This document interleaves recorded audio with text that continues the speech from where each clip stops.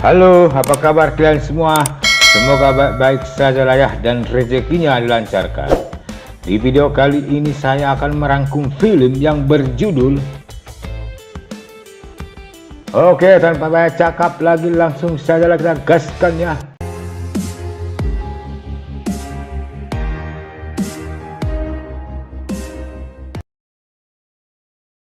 Film diawali di mana si John berhasil melenyapkan ketua High Table. Sedangkan di Hotel Continental, si Winston menerima utusan Dewan Tertinggi di High Table, di mana utusan tersebut menyerahkan sepucuk surat dari si Marquis yang berisi keputusan Dewan Tertinggi bahwa hotel tersebut tidak bisa dioperasikan seperti biasanya. Dan utusan tersebut memberikan waktu 1 jam kepada si Winston.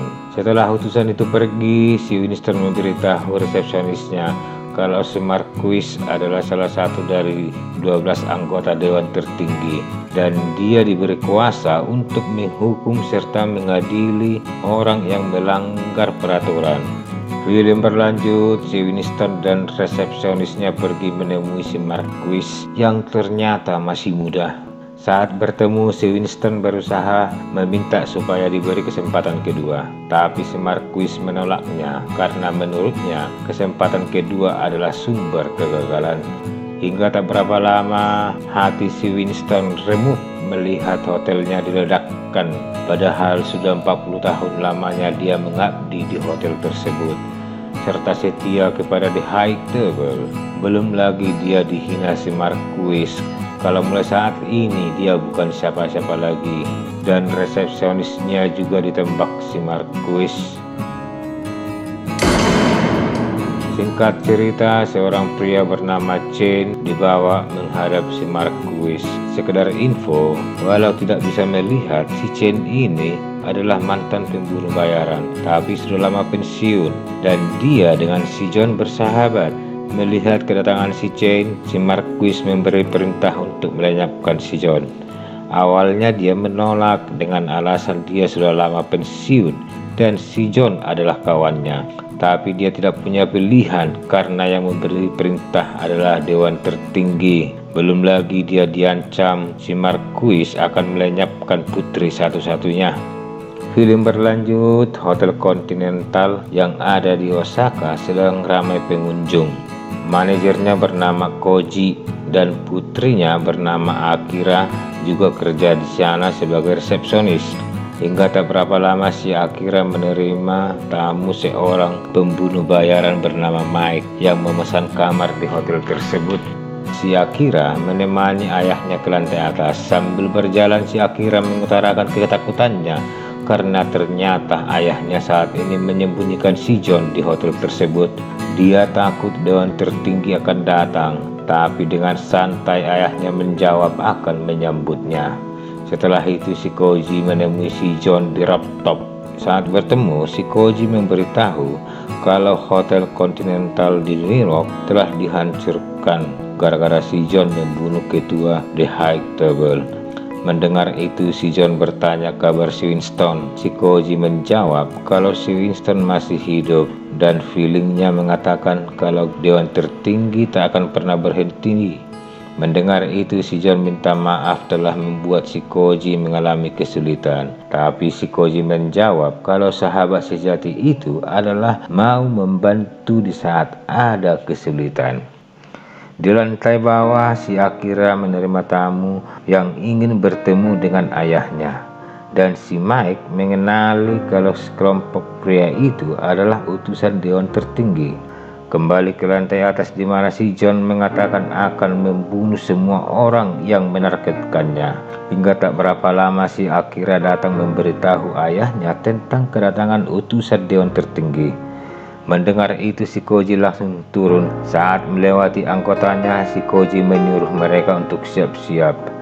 Dan setibanya di lobi, si Koji langsung menyapa utusan Dewan Tertinggi dengan ramah. Tapi dengan sombong, kepala rombongan mengatakan kalau mereka akan menggeledah hotel tersebut untuk mencari si John.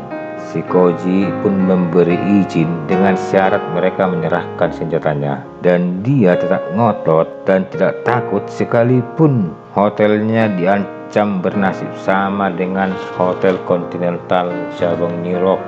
Saat suasana tegang, si Chen tiba lalu menyapa si Koji karena mereka adalah teman yang sudah lama tidak berjumpa.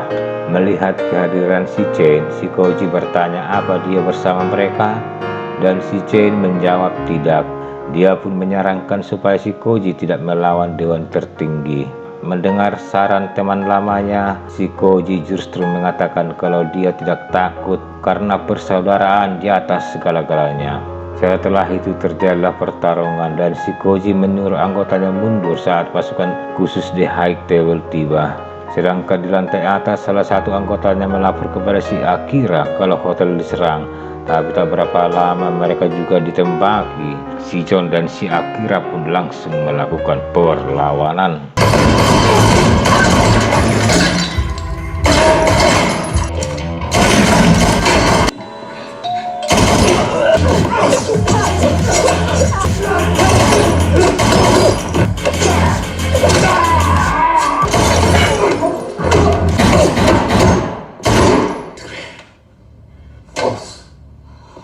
Film berlanjut, si John berhasil keluar lalu melenyapkan kepala rombongan.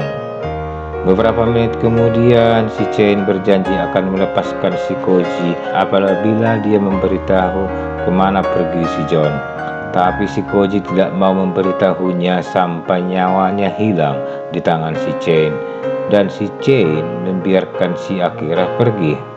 Singkat cerita, di negara Prancis, si Marquis bertanya kepada si Mike tentang keberadaan si John saat ini. Awalnya si Mike meminta bayaran 25 juta dolar, tapi dengan sadis si Marquis berhasil menekannya supaya ikut bergabung dengannya. Film berlanjut, si John sudah tiba di New York lalu menemui si Winston.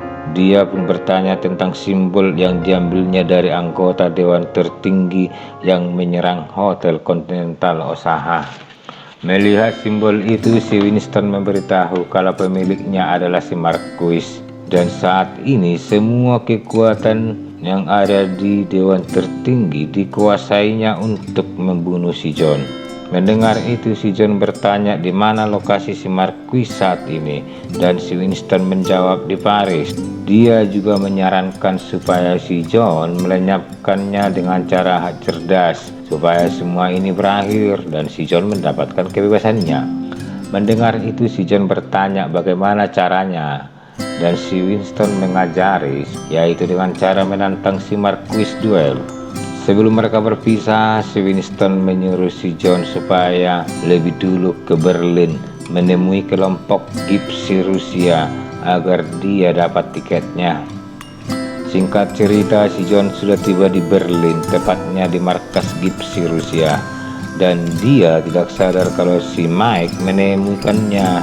Disinilah kita ketahui kalau si Mike ini ahli dalam melacak. Setelah itu dia melapor pada si Marquis tentang posisi si John.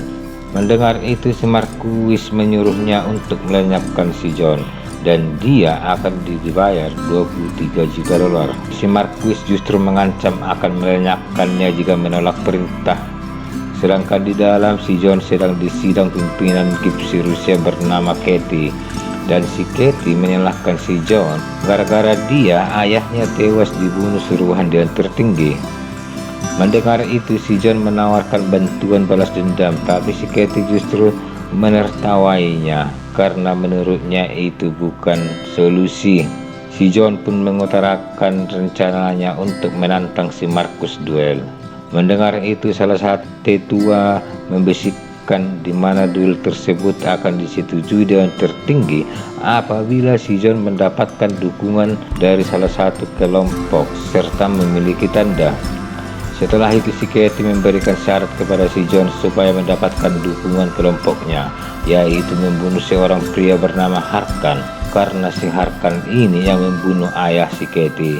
Si John langsung mengiyakannya dan bertanya di mana posisi si Harkan saat ini. Si Katie pun menyuruh satu anggotanya mengantar si John. Beberapa jam kemudian si John tiba di klub milik si Harkan. Tapi tak berapa lama kemudian si Jane serta si Mike juga hadir di tempat tersebut. Si Harkan pun mengejek si John di mana teman-temannya mengkhianatinya. Suasana pun menjadi tegang karena si John duduk bersama orang-orang yang menginginkan nyawanya. Hingga terjadilah baku hantam.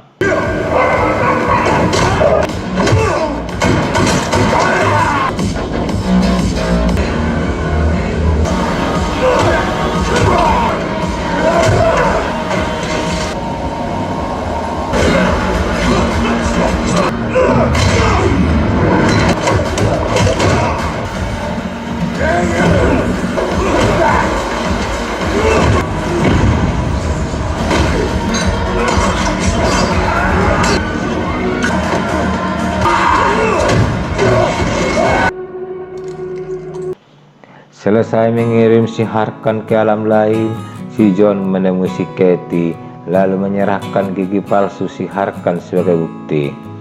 Melihat itu si Katie merasa senang. Setelah itu mereka mengadakan upacara pelantikan si John sebagai anggota organisasi dan membuat tanda di tangannya. Singkat cerita, si Winston menemui si Marquis di Paris. Dia membawa surat si John yang berisi tantangan berduel secara tradisional untuk mengakhiri pertikaian yang tidak ada ujungnya. Awalnya si Marquis menolak dengan alasan si John tidak pantas menantangnya, tapi si Winston mengingatkan tentang peraturan dewan karena mereka semua adalah pengikutnya. Mendengar itu si Marquis tidak bisa mengelak lagi. Si Marquis pun mengajak mereka bertemu besok siang untuk membahas aturan mainnya. Besok harinya si John tiba di lokasi pertemuan dan menunjukkan tanda di tangannya kepada tetua yang ada di situ. Setelah mereka berdua duduk, si tetua memberitahu aturannya di mana mereka akan duel dengan pistol tanpa ampun. Jika si John menang, maka dia akan mendapatkan kebebasannya serta tidak terikat lagi dengan organisasi. Tapi jika si Marquis yang menang, maka si John dan si Winston harus mati. Sebelum pergi, tetua tersebut mengingatkan kalau duel akan diadakan saat matahari baru terbit. Apabila ada yang terlambat akan dihukum mati. Saat yang lain sudah pergi, dengan licik si Marquis menyuruh si Jane yang menghadapi si John nantinya, dan dia mengancam akan melenyapkan putrinya apabila si Jane tidak mau. Malam harinya di markasnya si Marquis dan tangan kanannya sedang mengatur strategi supaya si John terlambat datang ke lokasi duel. Setelah itu, dengan menggunakan nama samaran, tangan kanannya menghubungi hutang dagang lalu menawarkan $20 juta untuk nyawa si John. Hutang dagang pun langsung mengumumkannya hingga para pembunuh bayaran yang ada di kota itu langsung bergerak karena besarnya nominal yang ditawarkan. Si John juga mendengar pengumuman tersebut dan dia langsung bersiap-siap hingga si Winston mengingatkannya supaya tidak terlambat. Hingga tak berapa lama terjadilah adegan yang menegangkan dan si John berhasil melenyapkan semua yang memburunya.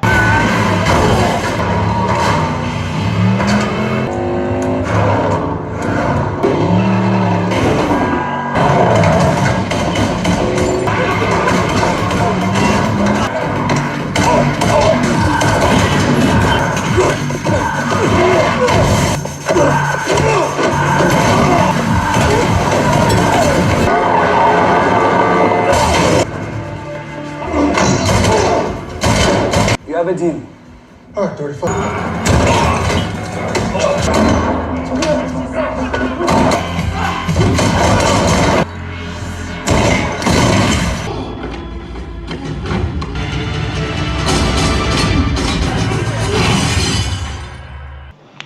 Saat waktu hampir habis, si Jane dan si Mike membantu si John hingga dia tiba di lokasi bersamaan dengan terbitnya matahari.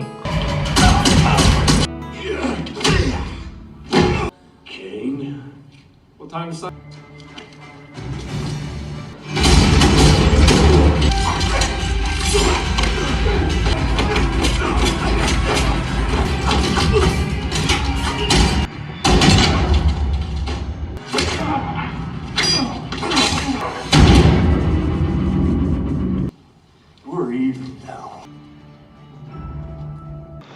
Duel antara si John dengan si Jane dimulai, dan si Marquis termakan umpan karena si John tidak menembakkan peluru yang terakhir pada si Jane, hingga dia langsung menembak si Marquis. Fire! Fire! Fire! Enjoy. Quinces. Akhir cerita, si John justru meninggal dunia setelah mendapatkan kebebasannya dan memenangkan pertandingannya. Dia pun dimakamkan di samping almarhum istrinya, dan film pun tamat.